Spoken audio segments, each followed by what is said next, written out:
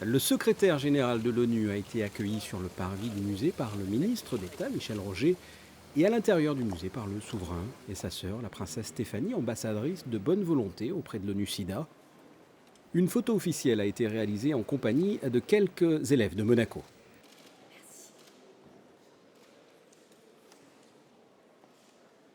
Les plus hautes personnalités de la principauté étaient présentes dans la salle de conférence du musée. Le prince Albert II a procédé à une allocution de bienvenue. Je vous souhaite une nouvelle fois la bienvenue en principauté et vous remercie d'honorer de votre présence la célébration du 20e anniversaire de l'admission de Monaco en qualité d'État membre des Nations Unies. L'honneur que vous nous faites de célébrer cet événement à nos côtés témoigne de votre attachement à servir et à représenter tous les peuples du monde. Nous partageons les valeurs et les principes inscrits dans la Charte des Nations Unies et ensemble, nous aspirons à les défendre et à les promouvoir. Son Excellence Ban Ki-moon a ensuite pris la parole en français.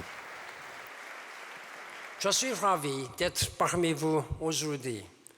C'est la première fois que je viens à Monaco et c'est la première fois qu'un secrétaire général des Nations Unies y vient en visite officielle. Le prince Albert et sa famille soutiennent énergiquement plusieurs causes chères à l'ONU, de la lutte contre le sida à l'éducation, en passant par le sport au service du développement et de la paix et le développement durable. Ban Ki-moon a également fait un constat sur l'état de la planète et la nécessité d'intervenir d'urgence dans le domaine environnemental. Monaco a été le 183e État membre à rejoindre cette organisation internationale le 28 mai 1993. La venue du secrétaire général de l'ONU en principauté à l'occasion de ce 20e anniversaire a une saveur toute particulière.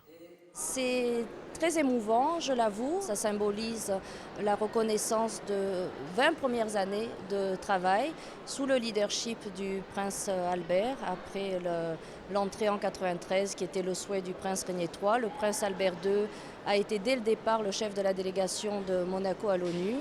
Et nous continuons à travailler pour que Monaco soit reconnu pour son sérieux et pour ce qu'il fait pour le monde aux Nations Unies. À l'issue de cette visite au musée océanographique, un dîner officiel a été donné en l'honneur du secrétaire général de l'ONU et de son épouse au Palais Princier. Et enfin, ce jeudi, Ban Ki-moon rencontre notamment le ministre d'État Michel Roger pour une réunion de travail. Le secrétaire général de l'ONU effectue actuellement une tournée en Europe. Après San Marin et Andorre, Ban Ki-moon s'est arrêté en principauté. La suite de son voyage, l'Espagne et les Pays-Bas.